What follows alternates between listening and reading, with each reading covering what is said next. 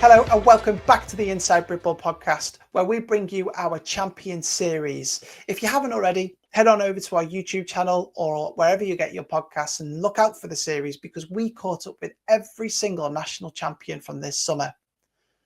This time around, it's the Glasgow Hornets, who were, of course, back-to-back national champions for the National Flag Football League this summer. And to be honest, I can't see their dominance going away anywhere soon. So we asked Kiwi and Nick to catch up with them, and it brings you a fantastic conversation with a very dominant program that's gone from strength to strength, and I know you're going to enjoy it. So without further delay, let's get into it. Welcome to this special edition of the Inside Britball podcast. This is another edition of our Champions series. Tonight we're going to be talking all things flag with the Glasgow Hornets, back-to-back national champions in the NFFL League.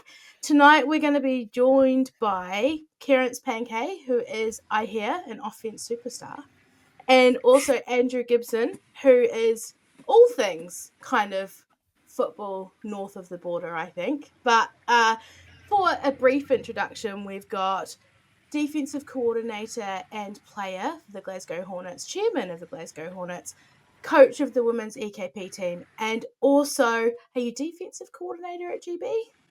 Yeah, for my so sins. Yep. I've got all that right. I'm afraid so. Yeah. Amazing. Well, welcome both, and thank you so much for taking the time to join us.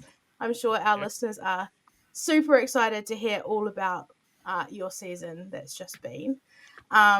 So, a nice, easy one to start with, maybe. Let's start with just kind of your overall reflections on how you found this season. Obviously, it was maybe a little bit different to previous because you were coming in already as champions last year, right? So, how did that kind of shape or change the way you approached the season, and then how did you find that across the course of the season? I'll start with you, Andrew. Or do you want me to call you Gibson? I know you kind of go by both. Andrew's fine, whatever you want to call me. It's all good. Yeah, I think that we kind of relished the idea of having a target on our back. You know, the way that the previous season ended, it was a lot of it was very cathartic and kind of emotional, and we were happy to do it. But I just remember kind of waking up the next morning and getting ready to leave, and everyone just sitting in the hotel lobby saying, "Yeah, we just want to run it back." So I knew the focus was there. I knew that we obviously had the ability. So that was the kind of feeling going through. And then every game day, we just reminded ourselves that we are the guys that people are going to want to take a swing at. And some landed some heavy blows. I won't lie, like it was a bit up and down. And a lot of that was kind of self-inflicted as well, with just kind of player availability. We didn't actually have a full team until finals. Like every single game day, there was always a key contributor missing. But then when we got to the whole idea was get to the dance and then take it from there and take each game kind of as it came. So yeah, it was very, very up and down. A lot of massive highlights, a lot of really, really close battles. But I was happy we came out the other side as champions again.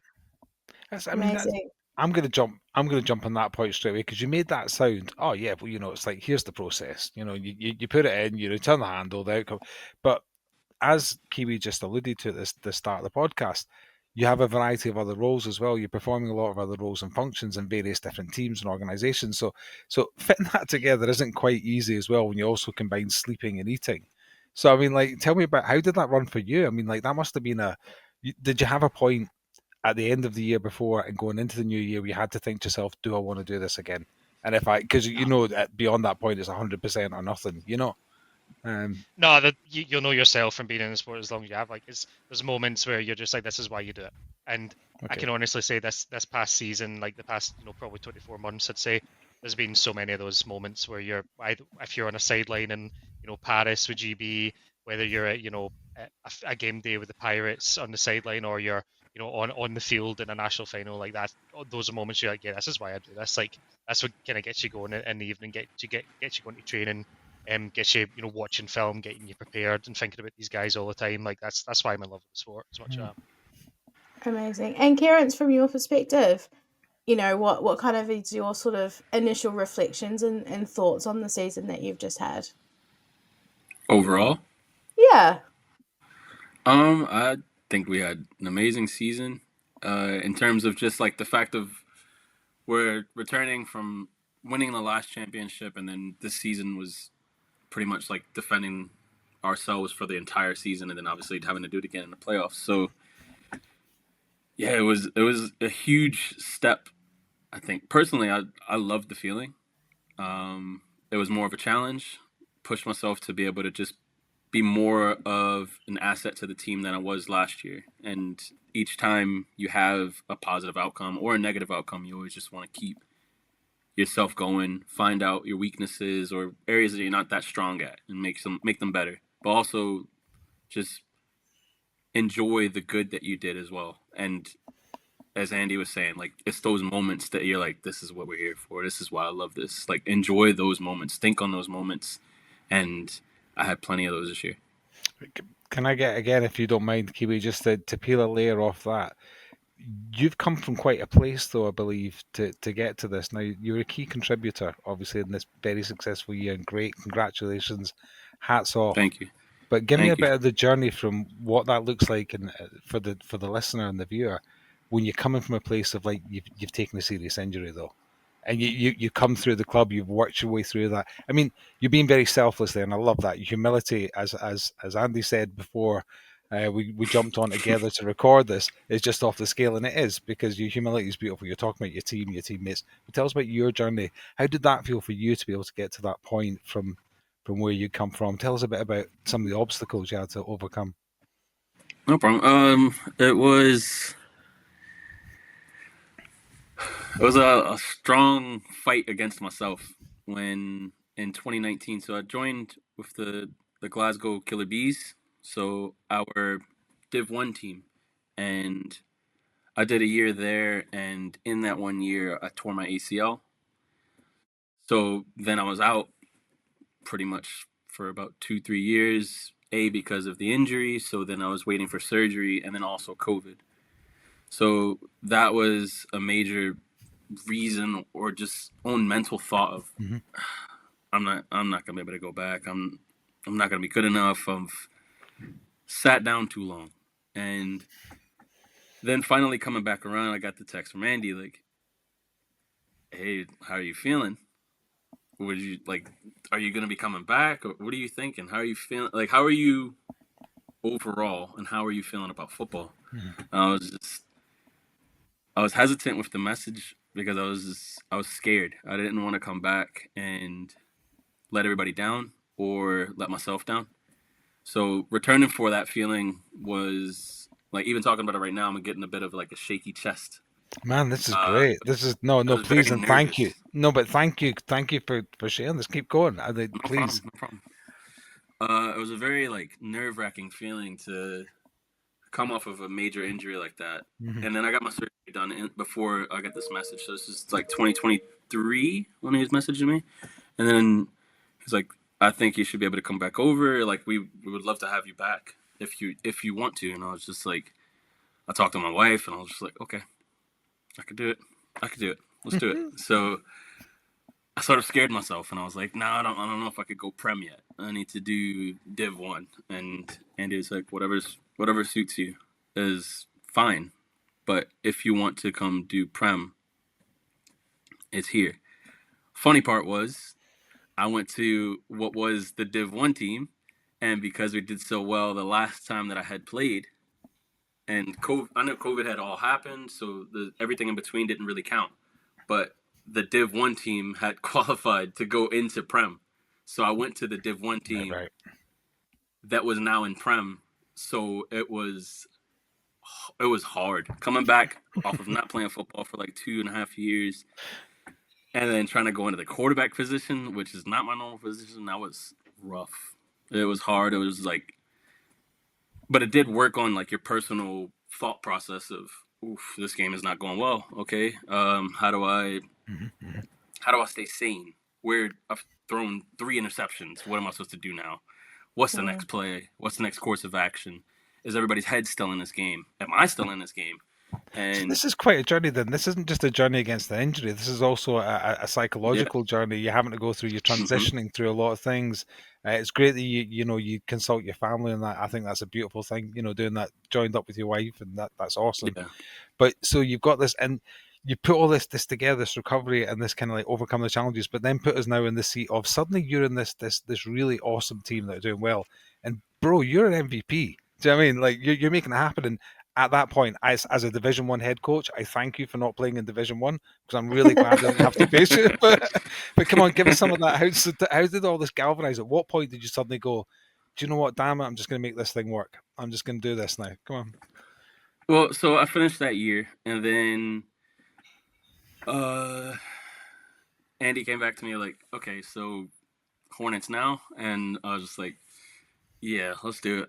I think I'm ready. But it was still that fear. I kept thinking about the injury. Like it was just that. It was such a hard hurdle to get over your own brain of thinking about a major injury to yourself, because you're always worried about re-injuring or aggravating or not performing to the level that you used to, or even better. So I will say, like, when I first came back, when we won the championship, no, we lost the championship the first year I came back with the Hornets. So when we lost that year, that was me just coming back. I was still thinking about my knee every single game day. Yeah. Even if it didn't hurt, I was like, it hurts. Then year 2, we win our first national championship. That year, I felt a lot more confident, a lot more in the game, but I still needed a lot more understanding of what my position was. This year, I understood my role. I had some challenges. I didn't perform well in every single game, but I fought through it, and Andy and everybody at practice and game days talked to me, let me know, like, look, you're overthinking it. Stop. Take a breath. This is all you need to do. Just like we've practiced, just like I'm telling you, just like you understand, think only like that. Only worry about that. That is all you need to do. Do your play, do your job. You see the opening, take it. Because I'm also bad at taking things very... Andy, what's the term when you guys tell me, like, do this and I do it exactly that, and you're like... Robotic? Sorry? Robotic? I'm not robotic. I take it very literal. Literal. This is some Like coaching you'll say- feedback for you just now, robotic. Yeah, now I'm robotic. So it's just like, it'll be on the option play. I'll be like, okay, well, if you see this happening, then immediately do this. And it's just like, I didn't think, there's so many things you can do on option plays. And I was just like, well, they said do this, so I would just do that immediately. Yeah. And it's like, okay, you didn't have your own thought process. You just copied what we just said to do. So And- working through that. Yeah, maybe just to focus in on something you were talking about there, about how, you know, throughout the course of the season, maybe some things didn't go the way that you thought they would. And Andy, maybe I'll bring this one to you, but, you know, what were some of those things that maybe didn't go as well as you thought they might over the course of the season? Like, obviously you went 16-0, and most of those results were, you know, I'm looking at the stats that and pulled together for me. An average of 7.5 touchdowns per game, conceded on average 2 touchdowns per game, net, you know, all of those things. But, you know, looking at these, for me, there's one result probably that's to me maybe closer than most would have thought, was that game against the Outlaws in game day 7, where you were 25-20 victors. But, you know, talk us through maybe some of those things that you felt didn't go the way you thought they would over the course of the season. I think a lot of it, like, so starting the season off, we were, we do this kind of annually, and we've kind of spoke about it in addresses a team, but we tend to kind of put ourselves through the ringer, flagging New Year, flagging Ironman, and then going into the season. We often come in with like a couple of knocks and things like that, and that kind of takes us a little bit. So, like, for example, I don't know if you remember, Kerrence, but like after the very first game of the season, which was against the Colts, and we won 49-12, and a lot of teams would be happy with that, but we just were like, already, like, we're not really at our standards yet. And a lot of that was to do with, like, we probably were all firing it. Like, we're probably all about 80% of the way there, not training enough, not doing enough to get better. And then the next day, game day kind of rolls around, and I do have to say, like, one thing that's helped us massively is that the tide has risen across the kind of HNC as well. Like, the Aberdeen are always annoyingly good. Broncos are perpetually excellent, especially with the kind of youth squad, not the youth, but the Mustangs and Colts as well. And then the Outlaws just got better this year as well, with, you know, Dante going to them from the Broncos. Like, the level just raised, and we had to match that. So when we got into game day 2, we felt like we were getting there closer.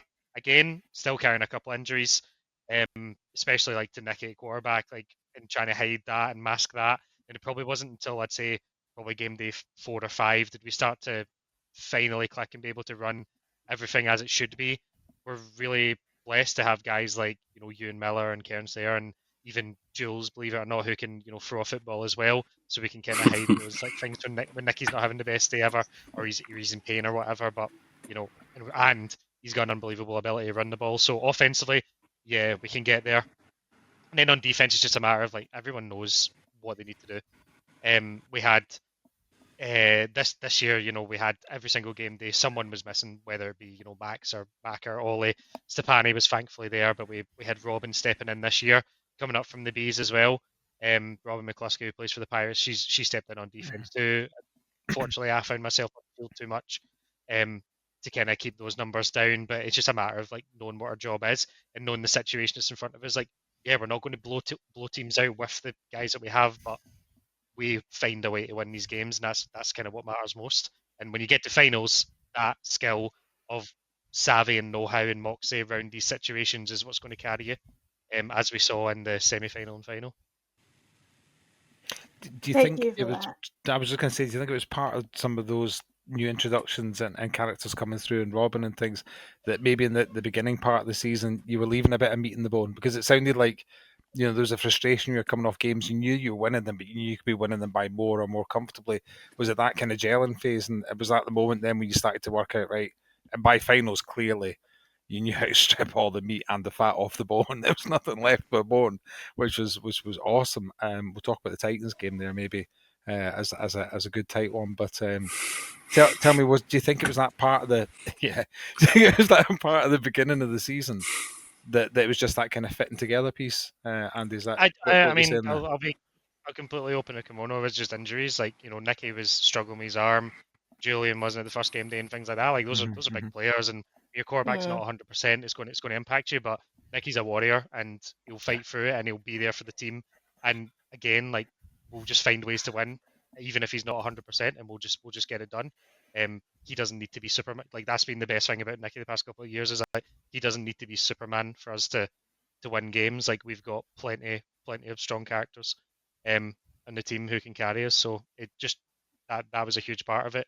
So the scores might have not been where we wanted them, but we kind of understood the situation we're in, which is always a good quality to have, is a bit of self-awareness about the situation.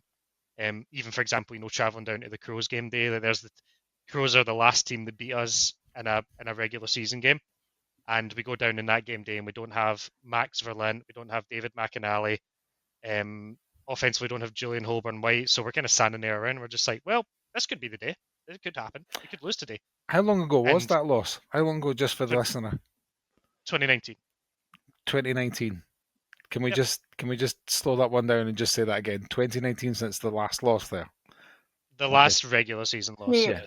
Okay, that's not bad. It's all right. It still annoys me that we lost that game. Yeah. Okay. All right. Okay. But yeah, coming to Kiwi's point, and Kiwi, I'll hand off back to you there on that one.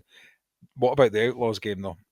Week 7, because that must have been a bit squeaky for a moment. That's only a 5-point difference there. That's tighter than, and Kiwi made a great point of picking up on that. If you go on, let's maybe take a look at that It was.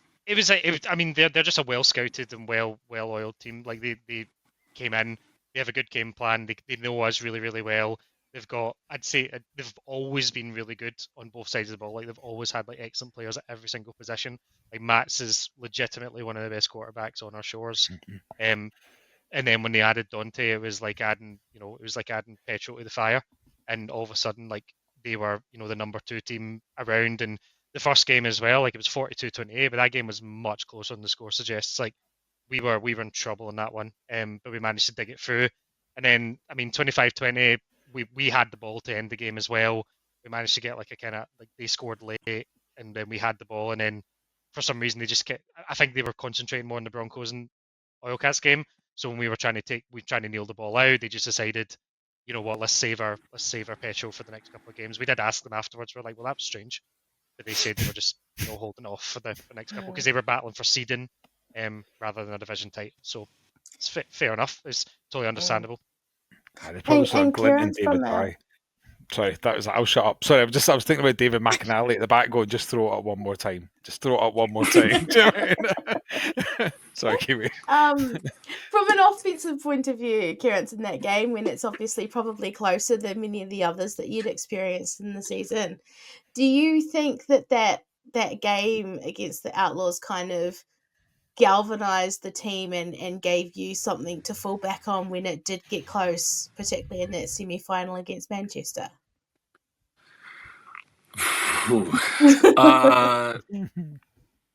I'll just speak on offense in that game against Outlaws. That game day, we didn't have Cammy Wilson. So I was filling in for him on that game day. And I'll just say, I don't like doing his position. He's got lots of speed. I don't have that breakout speed like he does. So me trying to fill that, I'm blocking other routes that are supposed to be coming through, that I'm supposed to be clearing out for. It was me trying to pick up my own slack that was also causing some blockage. So that was one thing that was sort of hurting us on the offense. It was me filling in at a position that I don't normally play. And I don't think I have the strong skill set to fill it. And that's what's interesting about this, right? When we look at scores and stuff, we don't see these kind of insights of what actually, we just see a score and go, well, that was probably closer than we thought it was going to be. But I guess the same question for you, Andy, in terms of, do you think that, as you say, it being close and then being a well-drilled team gave you that kind of, I don't know, mindset to fall back on when you got into those close games in the final, particularly that semi-final? Yeah, I mean, it's one thing to know how to like construct a drive and score. It's one thing to learn how to get stops and defend XPs. It's another thing to learn how to win entirely, and especially in these kind of tighter games and understanding the score and the clock and everything that's going on. So, like, as I said, the way that game was going was we had a 2-score lead. They score. We know that, okay, if one first down ends this game, and just knowing that situation is where we stand. And defensively, we know, like, okay, if we get an interception here, then the game's over and that kind of stuff. So you just play things differently. And yeah, I think it did serve us massively. Like, I think the end of the smoke game, for example, like just the kind of calm and understanding of what we needed to do when we got the ball back and we were ahead by 2. Like, it wasn't, oh my god, it's like, let's just defend this. It's okay, up by 3. It was like, oh, we've got a good opportunity here to actually just end the game now with a score rather than maybe play it too safe or whatever. So yeah, I do. I think that, again, iron sharpens iron with these teams as well. They've all gotten much better. We have a lot of respect for them too. So we expect to be challenged. Honest to God, like whenever we win a game by a large margin, we're surprised as probably everyone else who sees it.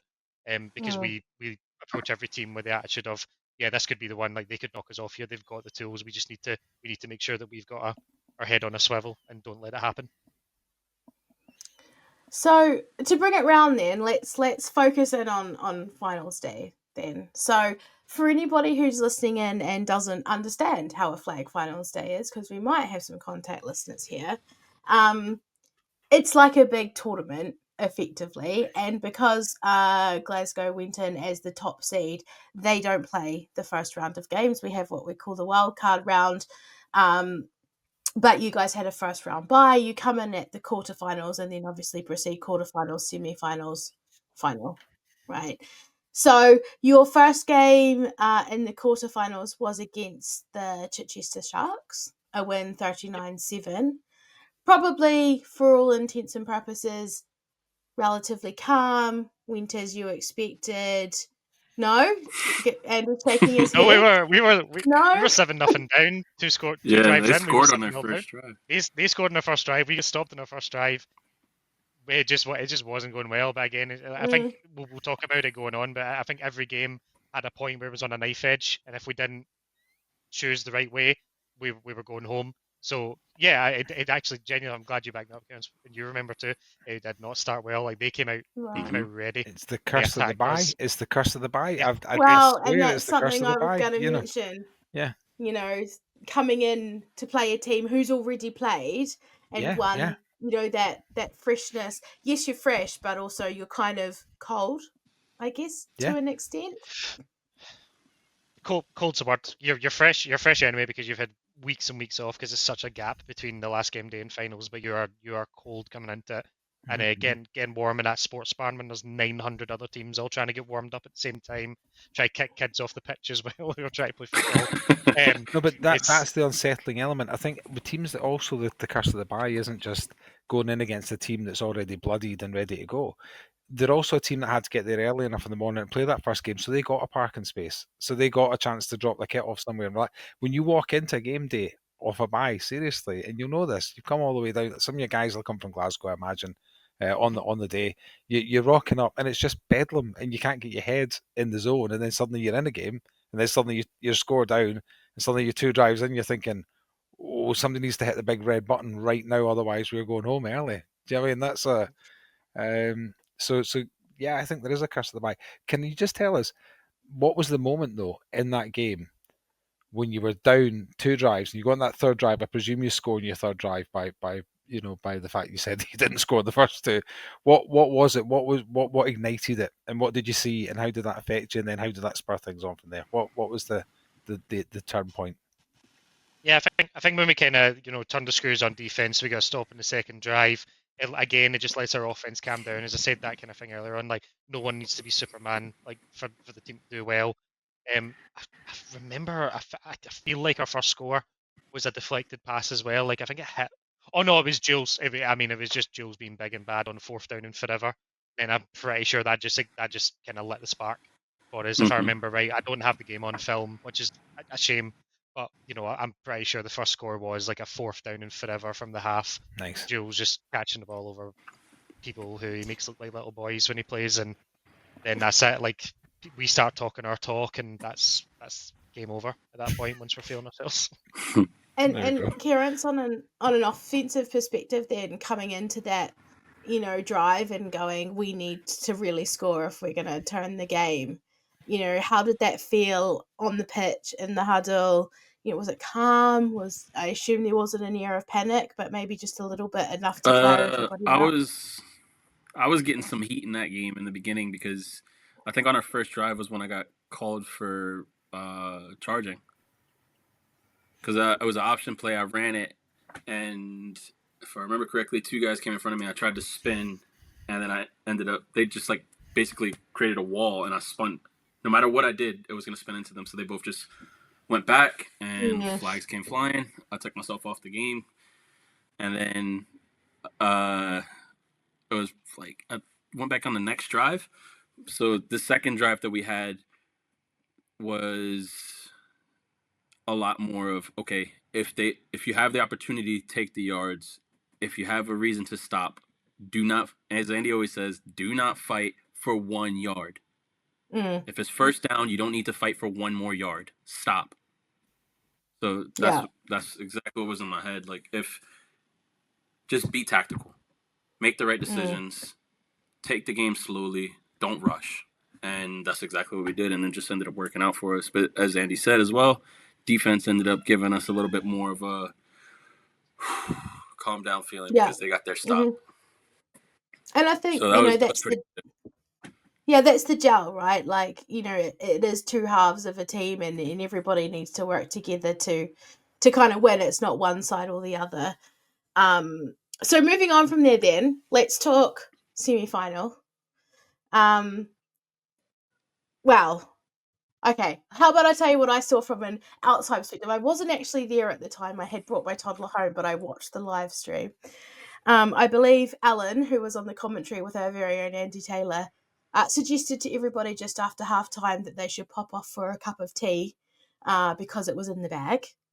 And then, I guess, I don't know, Manchester seemed to kind of get a couple of lucky plays. They came sort of storming back, and then, from an outside perspective, it felt a little bit like, I think, and if I recall, you kind of had the opportunity to kneel potentially on your last drive, but through a pick, they return it for a touchdown, and then all bets are off. Enter Alan Mead into the game, who's good at what he does, we know, in those short conversions. So yeah, look, that's kind of how it looks, and obviously it went into overtime. You guys ultimately came out on top, and then went into the final. But talk to me about how that felt and what kind of happened in that game, how you saw it from your side, and then I think that's I the think third or that was fourth place the game you're talking about. Yeah, yeah. because we played them close. We was the semi-final wasn't on stream. We were on another field. So okay. 33. Yes, I mean, it you're was right. close. 33-27. Yeah. Yeah, You're talking about the game where Cardiff had the ball and for some reason that was the Griffith. 3-4 final. Yeah. Yes, you're right. But Mhm. again, I think this game was probably a lot closer than Yep. many thought it would be. And am I right in saying you hadn't played Manchester all season until this point? Did you play any cross No, divisionals with them? yeah, to make it, I mean, to punctuate how well the Titans played when we played them in the regular season, we beat them 57-0. So then we play them in the semi-final, and once again, like, just, the way that we kind of approach finals is that every team's good, anything can happen, and whenever the Titans got past the Devils, when everyone was like, oh wow, what an upset, every Mm. team's good. You need to have a plan for everyone you're about to see. Like, defensively, the game started well enough. I think we got a stop on the first two drives. We got a pick in the second drive off Ollie Dyer picking off the man who he was the best man for at his wedding, James Wedge. So that was a nice present for him. And offensively, we managed to go up 2 scores, and we were feeling good. But they're a very, very good team, very well drilled team, physical as well. And they managed to claw their way back into the game.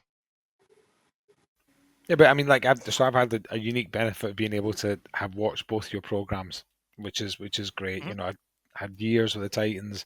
I had a very pleasant year visiting you guys.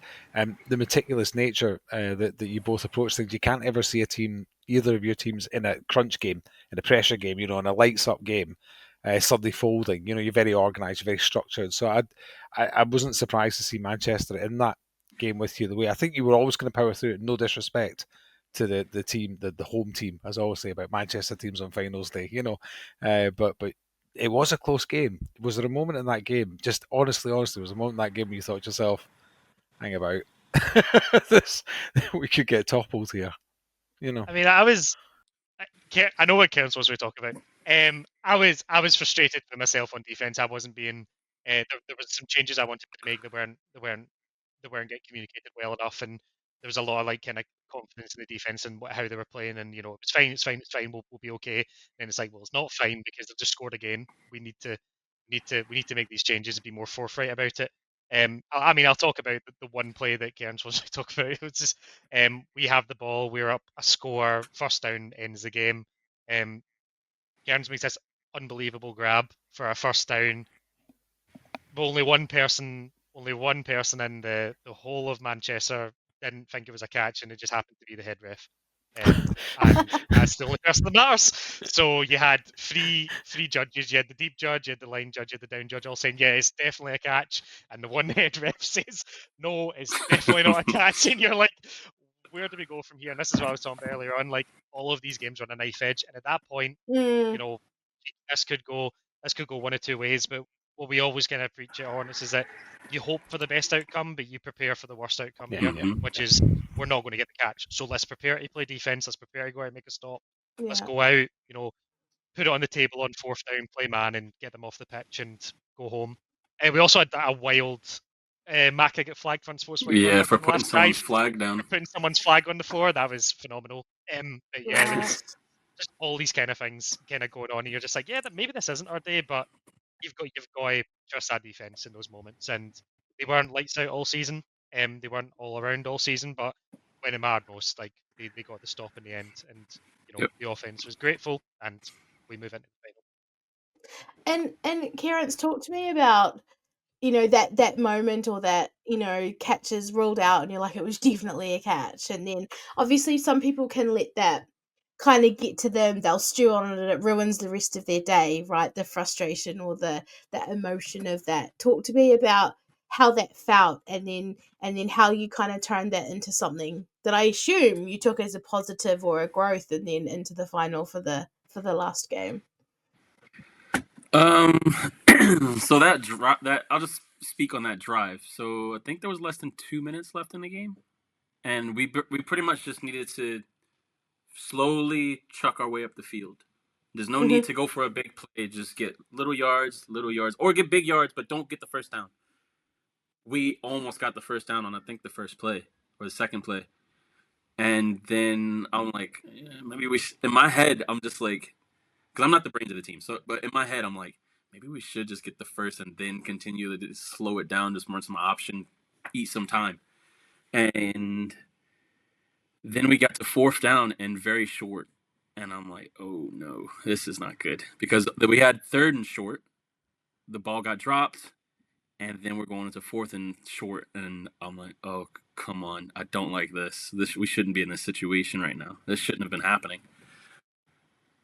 We run a play where pretty much I'm supposed to just like break out at the end off to the side. And then Nicky just tossed the ball up.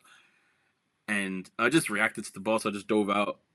I was only able to get like one hand under it, so I was like scooped it and then pulled it in, and that's where all the refs. No, the refs were actually throwing up touchdowns.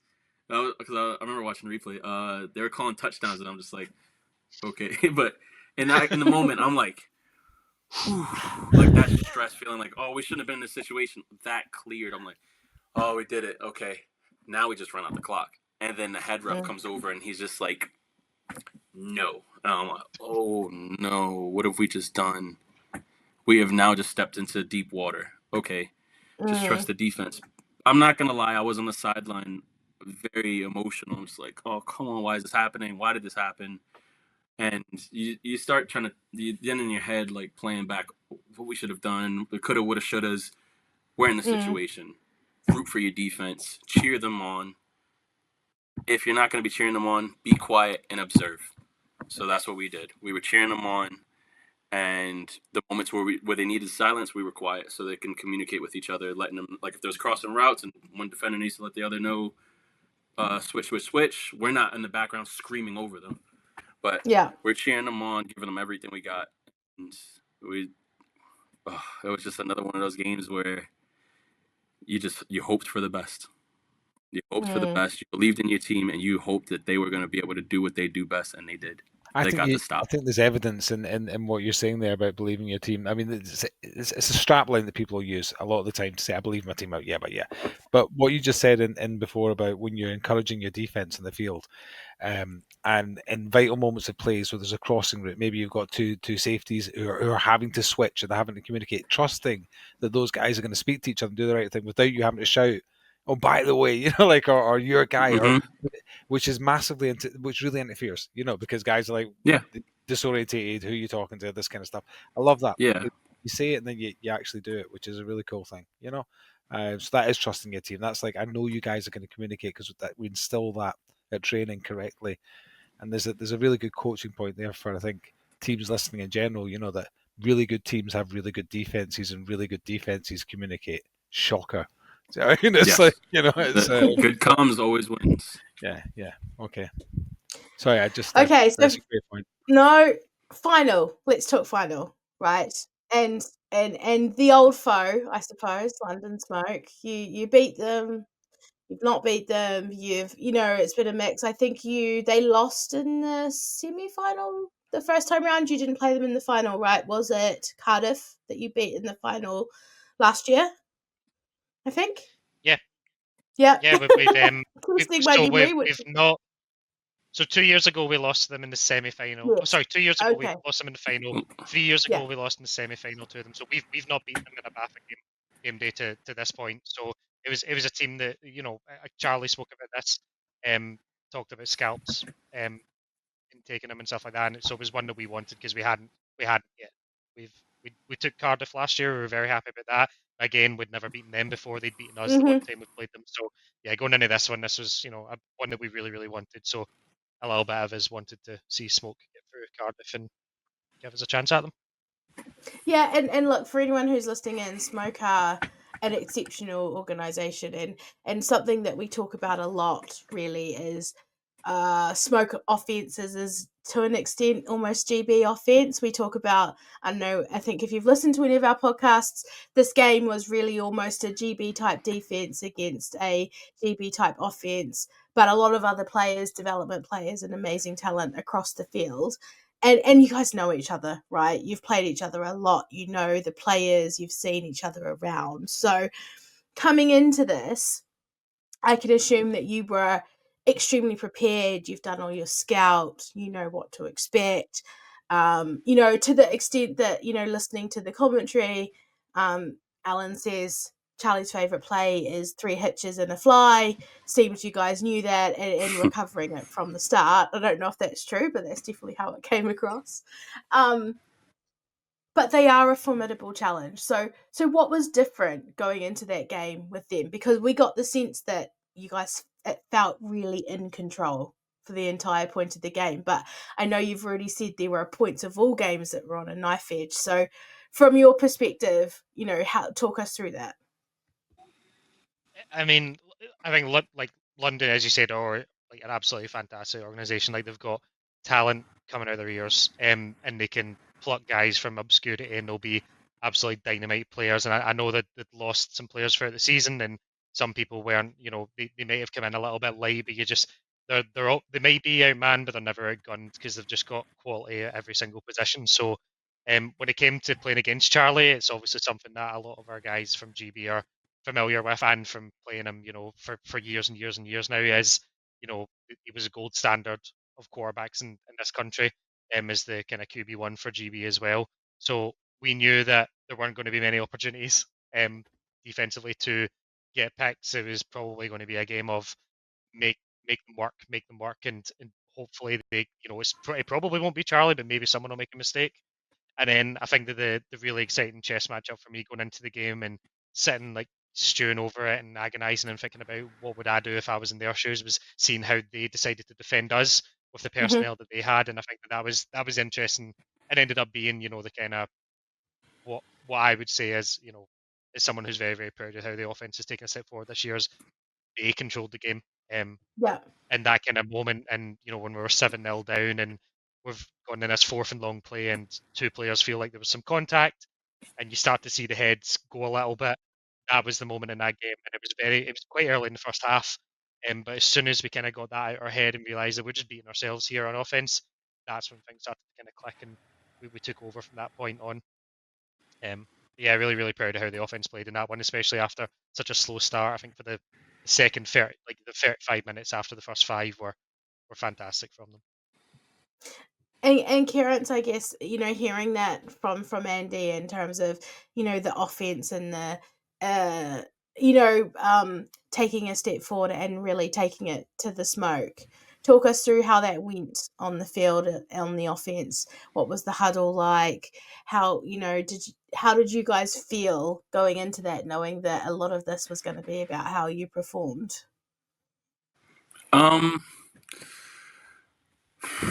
Going into that game, it was a big thing, I guess, because you got that salty flavor in your mouth from the last time you lost to them in the finals. So that was 2 years prior.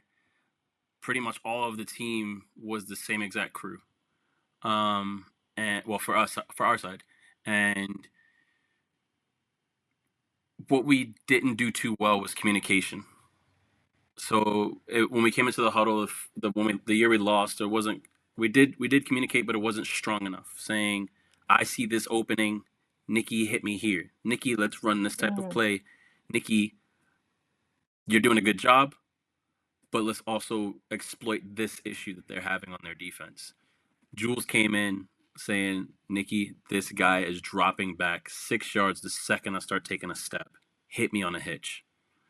So, sure enough, we listened to Jules, fed him the ball, fed him the ball, fed him the ball, waited until that defender started getting a little bit antsy. He stepped too far forward, hit him on the hitch and go, and then that was a big turning point for the offense in terms of just like putting a big stamp into what we're about to do in this game.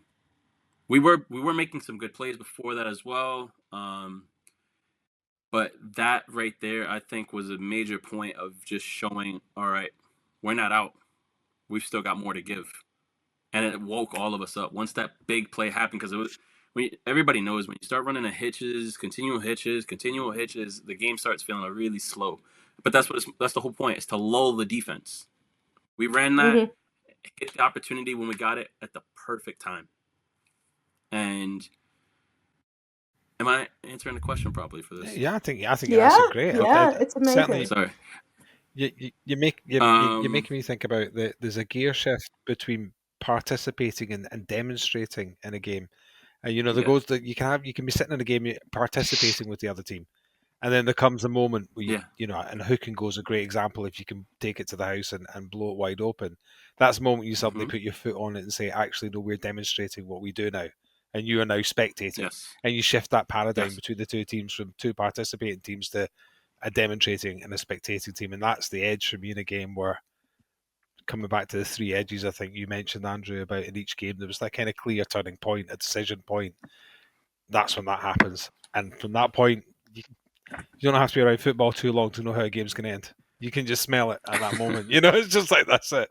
You can smell it. It gave you that feeling. I'll use that metaphor there of smelling it. It was for us, it was the blood was in the water at that point. Once that hitch and go got hit, there was blood, and it was like, okay, now we attack. And I think on that we scored on that drive, but in the first half we weren't playing that well.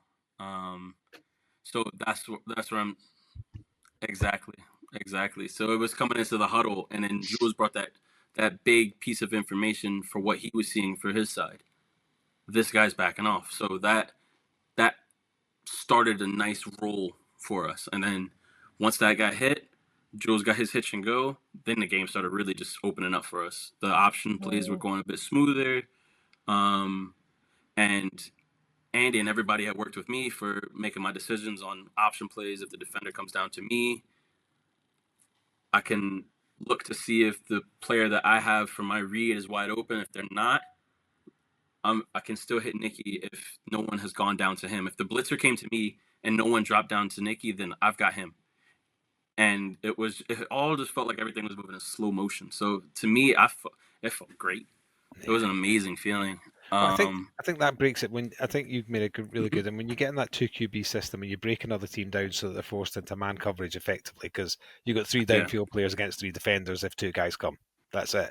Yeah. Then I think with the team you've got and the athleticism you've got, people like Jules and all that, you're like, I'm going to beat you. If this breaks down into man cover, I'm going to beat you because I've got a dude out here who can beat your dude. And that's that's pretty cool. That's something you guys have, in buckets in terms of talent. But I believe you had a particularly good game yourself. Or saying the word in the street was that you had a big impact.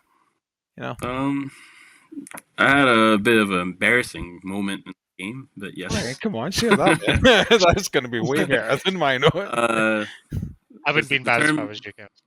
Sorry? I'm saying I wouldn't be embarrassed if I was you, but on you go.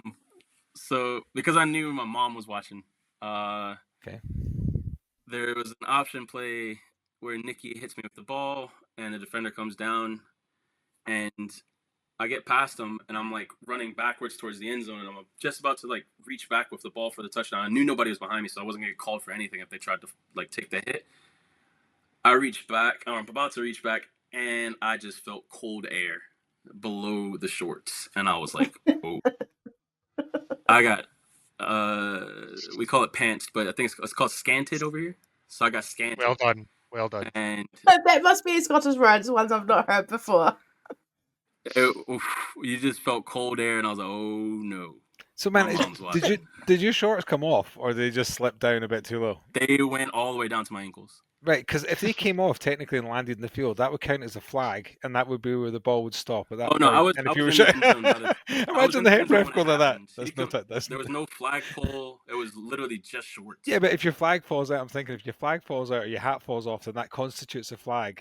You're right. Anything that falls off your kit. That would be the most hilarious call a referee had ever called. Be like that. I'm sorry, but you know what? With the catch in the semi-final, I wouldn't have been surprised if it had been called against Kerrence. It was feeling like that kind of day, to be honest.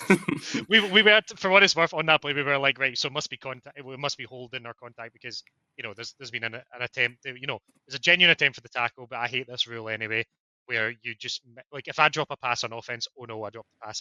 If I miss a tackle on defense and I have a hold your shorts by or shirt by accident, like a lot of referees are just flagging contact there. So when he's being literally yeah. scanted, Yeah. let's say it again, I'm sitting there going, oh, well, we're going to get contact on the other side of this and we're going to go for 2. And the flag doesn't come out. And we're like, oh, okay. His mum was already phoning the police, I heard. She was like that. What's going on? No, He said he was playing a recording it for the non-contact. laugh. She was recording it for the laugh. I knew it was coming. But I was just like, oh no. But luckily I had on leggings, so I was still safe. I fell back and I was like, geez. So I'm like, pulled my shorts up, and then I won't throw any names. So the player comes up to me. I was just like, bro, you're fine. It's all good. He was like, I'm sorry, my bad, bro. I didn't mean to. I was like, bro, it's fine. It happened. You were going for the flags. Getting called. I saw you going for my flags. That not getting called is that not getting called sucked. But at the end of the day, it is what it is. So you get plays or you get flags in your direction. You don't get them in your direction. So sometimes they happen. Yeah. Okay, so it's kind of you've come in, you've climbed that final probably pinnacle that you were looking for, right? You won last year, but this year you've won and you beat Smoke, who had kind of, I guess, sounds like been a bit of your kind of nemesis in the past. I can imagine that the celebrations were probably just as good second time round as they were first time round. I mean, I think there was a lot of pride kind of going into the preparation and the outcome, and that was what we focused on all year. It was just process over outcome. You know, like as I said, like there was every chance we drop a game this year, but as long as we're happy with the process to get there. So in that final, you know, like all I'm thinking about the offensive scores that we had, where we've stolen up. I'm shout out a couple of teams. We've stolen plays off Arona 65ers, scored on that, installed it this year. Love it. We ran plays from the Chinese women national squad on offense, and it just, you know, kind of gave fits. We scored on that. We're delighted. So these kind of things are just what like excites me and makes me think about already where do we go next year. And I think that was kind of the feeling, Kerrence. I don't know if you agree. Like we were delighted, but we're thinking about next year, and also right after the game, we are immediately thinking about our youth team who are on the pitch adjacent to us. They're in their own final, under 15s playing in theirs, and they don't get the job done. So we're immediately going into we went straight into Big Brother mode, where we want to make sure that they understand that we were there. We were the exact same team in 2017. We were the same again, you know, against the Smoke, and we understand how it feels. And you kind of need to have a little bit of rain to get a rainbow. So you know, we had to explain that to him, like a lot of tears shed. They put it into perspective for us and made us realize that we need to appreciate it, but also we need to make sure that we're there for the next generation of Hornets kids coming through and help them understand that you don't get these days without the bad ones. I think that's such a valuable point, you know, and something that you guys do really well is putting that into the youth team and being able to put aside obviously your own celebrations to you know take it as a moment to support them, but also coach them and help them in development, and to, you know, that's what makes better players in the future, right? But I feel like we you should be mentioned giving Walter Payton awards. We should be awarding you with something for that. That speech was just like, I was like, man, have we got some bed music? Can we put some bed music underneath of that? It's just like, I've seen some of the guys in your team, like second time around, they loved it more, Kiwi, because they'd improved their photo angles. You could tell the year before people got a few photos after they won, they were like that. Oh man, that angle just wasn't quite right. We're gonna have to win it again next year so I can get that photo from above. And, yeah. Selfies improved this year. The photos last year were awful because we brought a flare and it just choked us all when we were standing holding the trophy. We were all dying.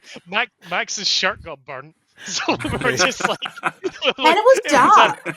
It was really late. It was. Yeah, I think it's still my cover phone. It's like super blurry, but it was nice. But I didn't even like get a picture with the trophy. Like, just immediately was like, these kids need us, and then we made a point. Like, they were going up for their medals, and we were like, made sure that we done a guard of honor for them, and we clapped them through, and we stayed and cheered for them because it was brutal for them, but they, you know.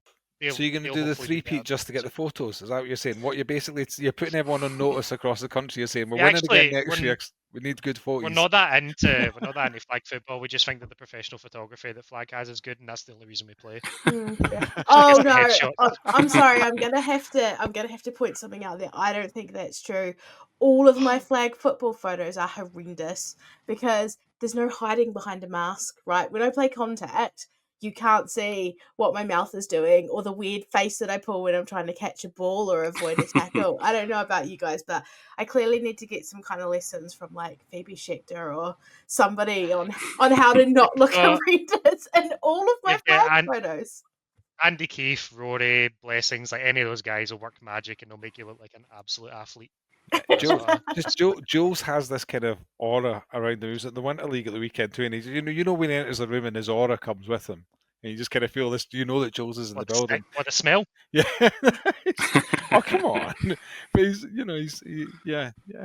he's like John Cena. Yeah, I mean, like there's another guy. Like he won't make any bones about the fact that like he doesn't have long left, so he's looking at the future. So he spent his Saturday celebrations will be muted because he's thinking about the Sunday where he's got his daughter playing, Kiwi, you'll have seen it, Pirates now, which is such an odd feeling for me to go from like poaching the hell out of getting Jules to the Hornets to now his daughter's come through and she's playing for East Kilbride, and he's immediately like he's given this interview to BAFA about thinking about the next generation, and I'm just like, where have we come? Where are we going here? Like this is all so serious, but yeah, it's just nice that that's where we are, and it's all about leaving the sport in a better place than when you found it. And I'd like to think that that's what we encourage our guys to do, and it starts with the players. For sure, and I think that probably brings us on nicely, and we've kind of touched on it in bits and pieces, but what does that mean for next season? What does next season look like for you guys? What are you planning? Photos. What are you targeting? Good photos. Other than good photos. Are we, three-peat? Obviously, I know we know that, if we think about Smoke, for example, Charlie's obviously announced his retirement from international football. I don't know if you know or if I know that means that he's retiring from domestic football as well. I suspect not. No, he's coming back. He's already said he's going to come back with an arm better than it was, because he's had his injuries and stuff. So he's exactly. He's going back. He's getting an upgrade in his firmware, and he's going to be better next year. I mean, next season, as we said about this year, like we respect every team that we play against. We know every team's good, and I expect that to continue. Like I think that like between your Aberdeens and your Londons to your Broncos to your Crows and stuff like that, like every team's going to be class. Like especially with it, as we move closer towards the Olympics, the athletes are going to come creeping out, and they're going to. It would be nice if some of them, lived in Glasgow, but the athletes are going to appear. They're going to start playing. They're going to be absolute demons, and we just need to make sure that we are, another step ahead. And with the new format that the league's going into, with these kind of top 12 teams, I expect all of them to get stronger, because I think that you'll see guys and teams in maybe the middle or bottom tier who will be like, if I want to really be pushing for LA or beyond, then I need to be playing at the top level, and the top 12 teams is where it's at. You trying to poach my players, Gibson? Try to poach you. Just try to poach you specifically. Before we touch on that part of next season, maybe for those who don't know, Kerrence, I'd like to hear from you in terms of your thoughts and where you're at for next season, and then we'll loop back to what that new format might mean next year. Before that, I think you guys were asking me about a play that I didn't say. And from the final, the diving. Oh, you wanted the. We were talking about like put it like in his helmet or whatever, and there's a fourth down play. I don't know if you remember it. A catch that we were talking about before the start of the show, and in the final there's a fourth down grab that he makes that I was alluding to anyway, to kind of ice the game. I think that's what you're talking about. Yeah. Aaron, did you guys want me to? Yeah. So do you talk us through how that in the final how that was and how it was from your perspective? I think it's always interesting to kind of understand that in the moment what happened and how did you feel about it. So before that drive, Andy came over and said, look, we're up 3, get the first down. If you get the first down, we can pretty much probably hold this game out and get the win. If you guys score, we win, but get that first down. Get that first down. Get that first down. So we go first down, get some yards. Second down, I think it was no, we got some yards. And then third down, I think it was incomplete. Fourth down, and it is again the same thing as the semifinal of fourth down and short for the half to get a first down. And right before this game, I told Nicky, I said, anything you throw my way, I'm just going to catch it. I promise you. I'm not letting it go. But in that moment, we call this play, and I'm like, I don't know if this is the right one. But I didn't say anything. I was like, just trusting it. I was like, something feels right, but my brain's telling me maybe no. But my heart was in it. I was like, let's just go. Even looking back at that, their defense guarded that play really well. So I think you had Jules running a post, me running a corner, Cammy running like a short crossing drag, and Ewan. I'm going to make my notes here. Could you give me your playbook a little bit Yeah, I was just slower? going to be like, just okay, a little bit slower. note of Yeah. this later. I mean, it's on plenty of replays. I'm So joking. like I run, like even getting out of my route to just start it, I didn't even notice it because it's in the moment. I get like shoved all around, and then I'm like fighting through the defense. I get past the safety that's gonna be guarding me. I run my corner route. I looked over to my right. I see the ball going this way, and I'm like, oh no. So it was I just reacted to it, and I was like, oh. I turned back, and then the ball was at least a good, I don't know, 2 meters from me. I just let my body take over. I just dove for it. Wow. This time, both hands were underneath it, and I held on to it and just smashed my face into that ball. And I was just like, there we go. If they say that one's not a catch, then there's a problem here. That one. Where were your shorts? Where were your shorts at this time? I was probably holding those too. Mine's were full. Bricked it. No, so in that play, like that got us the first down. That big again. They got that big like, oh come on, why are we in a situation again? You get those nerves going. You dive, you make that catch, and you're just like, whew, we still got more to do. We still got to get this touchdown. We got those yards. We got up to the end zone, and then Nicky's like, I think we go option here. So he gives me the ball. I run my play. Defenders both come down at me. I think Charlie was blitzing on that one. Yeah, they'd kind of gone kitchen sink, so Charlie came on, who was, much to Nick Keys' chagrin, the head coach of GB, is standing watching his QB1, who he knows is carrying injuries, and going into the tournament is now watching him run onto the field to blitz because he's like, I need to get out there. Yeah, So you're being humble again. You touched the ball on every single play on the drive as well, like you. So yeah, I got the ball. Charlie comes flying down at me, and I'm like, well, looked over at Nicky, and nobody's there. And I'm like, oh, yes, there we go. This is what we do at practice. This is the opportunity. I was just like, just make the pass. Looked over, threw it to him, and because we lost to this team 2 years prior, those maybe even 2 seconds felt like hours. I was just like, or he's like skipping. I'm like, just get in the end zone. And my brain is, their whole team is around him ready to make the tackle. And I'm like, just score. He's crossed the line. I'm like, ooh, okay. Now Andy said if we scored, we won. And then and you're doing the math in your head. Okay, we were up 3. We've just scored. We're up 9. That now makes this moment impossible for them to come back in just one drive. So now we just leave it to the defense to just make them run the clock. Because we also made them waste all their timeouts. Oh, great! Yeah. Because that was a part of that last drive as well. Was to make. That's why we were trying to go at least up to 3rd down, maybe 4th down before getting first. That's massive. Then that seals it out. And I think that so we was were running those options to do it. Yeah, I think that was the feel we all got. Watching it either online or while we were there, was that you all seemed so in control of it at every point. There wasn't kind of a point of, at least outwardly, right, of panic. I was about to say, from an external point, maybe. Internally, like, your nerves are like, we lost. I still remember talking with Jules, and I'm pretty sure Andy remembers. Jules was just like, are you sure? Are you sure you got the math right? Is the score right? Are you sure? Yeah, he was like, no. He's like, no, it's too close. Yeah. Last year, just for what Kerrence was talking about, we realised that if we threw, as long as we didn't throw an interception, like the game was over, just judging by how much time we could burn off the clock versus how much Cardiff would need to score. And we realised it's done. So we took Jules off and we started to get people on.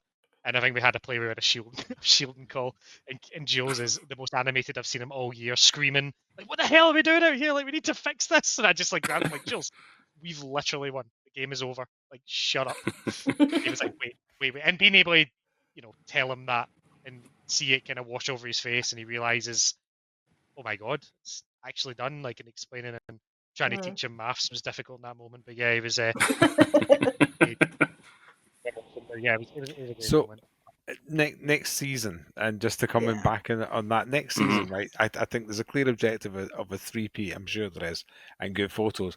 But is there also Jules? Do you think you're going to get him to the point where he's going to have his maths down? Is there going to be a maths exam involved with your recruitment process next season? So it's like that, Jules. I'm not explaining that to you in the pressure of the final moments of a game when we should be over the moon. Okay. We'd probably lose most of our offense if that were the case. Don't bring maths into it. Yeah. I mean, I have a vested interest in him being good because, as I said, like, he is now coaching the next generation, and I hope to see the guys that they'll be at, GB in a couple of years when I'm in my Zimmer frame and they're, playing the same defense, and that would be good. So I have a vested interest in everyone's football IQ coming up. So yeah, I hope so. You're eligible for Masters now, aren't you? How old, Jamie? You need to be 40, so stop complaining about your age until you're old, okay? Yeah. Fun enough, Jules' daughter thinks I'm over 40, so yeah. I've just silenced you there by saying I've just silenced you there by politely saying, "Don't be telling me you're old till you're over 40. The worst part of you that can play conversation is that you're talking about that, but I actually have to play against that next generation, and I'm older than you, so that's what makes that conversation even worse. But that's flag football, right? That's how. Yeah, I mean, this sport needs coaches, and it needs refs, and it needs team admins, it needs people to set up and get that kind of foundation and framework in for these guys coming through. And that's like the kind of, as much as I love the fact that flag is all about like, oh, anyone can play and everyone can play, and I would never encourage anyone to stop playing.